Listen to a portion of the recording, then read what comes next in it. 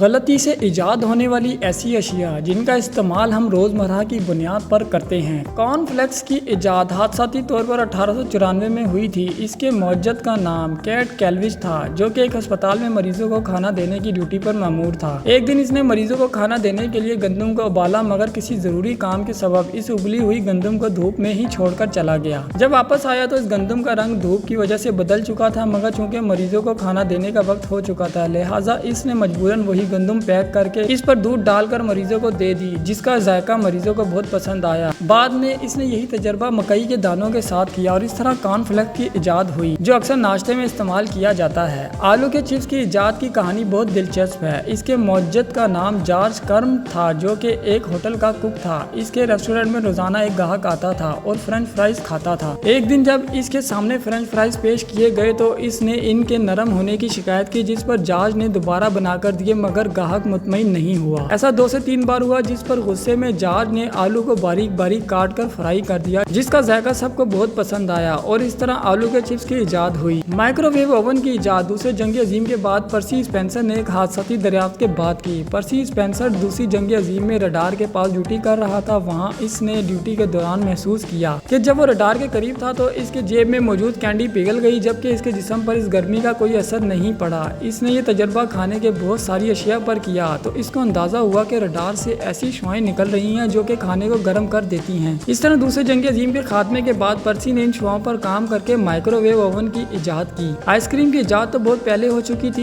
مگر کون کی ایجاد 1904 میں ایک میلے کے دوران ہوئی۔ اس میلے میں آئس کریم والے نے اپنا اسٹال لگایا تھا، جس کی آئس کریم بہت بک رہی تھی۔ وہ ایک چھوٹی پلیٹ میں رکھ کر خریدنے والوں کو آئس کریم دے رہا تھا۔ رش کی وجہ سے آئس کریم تو بچ گئی، مگر اس کی وہ پلیٹیں ختم ہو گئی جس میں وہ آئس کریم دے رہا تھا، مگر لوگوں کا رش جاری رہا۔ اس وقت میں اس کے ساتھ ویفلز کے ایک اسٹال والے آرمسٹ ہنگری نے، جس کے اسٹال پر بالکل رش نہ تھا، آئس کریم والے کی مدد کے لیے اپنے ویفلز کو کون کی شکل میں موڑ کر اس کو پیش کیا کہ پلیٹ کی بجائے اس میں ڈال کر دے دے۔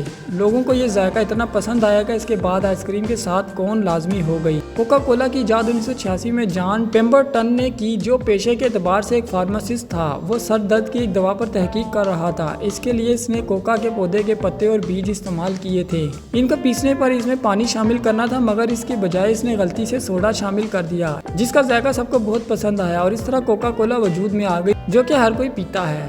چاکلیٹ چپ کوکی امریکہ کی ریاست کے ایک ریسٹورانٹ میں 1930 میں ریتھ وک فیلڈ بسکٹ بنانے کی ڈیوٹی پر مامور تھی اور ان کے بنائے ہوئے چاکلیٹ کوکیز بہت پسند کیے جاتے تھے۔ ایک دن کوکیز بناتے ہوئے انہیں پتا چلا کہ ان کے پاس چاکلیٹ ختم ہو گئی ہے۔ اس وقت انہوں نے بیکری میں موجود چاکلیٹ چھوٹے چھوٹے ٹکڑے کر کے امیزے میں اس خیال کے ساتھ شامل کر دیا کہ یہ پگھل کے امیزے کا حصہ بن جائیں گے اور کسی کو پتہ نہیں چلے گا، مگر بسکٹ کی تیاری کے بعد بھی یہ اسی حالت میں رہے اور ان کا ذائقہ سب نے بہت پسند کیا۔ اس طرح چاکلیٹ چپ کوکیز کی ایجاد ہوئی۔ اسکاٹ لینڈ سے تعلق رکھنے والے ایگزینڈر فلیمنگ بیکٹیریا پر تجربات کر رہے تھے اور اس تجربے میں اتنے محو ہوئے کہ ان کے کھانے کی پلیٹ پر پھپھوندی لگ گئی اور ان کو پتہ نہیں چلا۔ تجربے کے دوران یہ پھپھوندی غلطی سے اس جگہ لگ گئی جہاں تجربات کے لیے بیکٹیریا موجود تھے۔ ایگزینڈر فلیمنگ یہ دیکھ کر حیران رہ گئے کہ اس پھپھوندی نے ان تمام بیکٹیریا کا خاتمہ کر دیا۔ اس کے بعد انہوں نے اس کا تجربہ بار بار کیا اور اس طرح پینسلین نامی پہلی اینٹی بائیوٹک دوا کو بنا لیا۔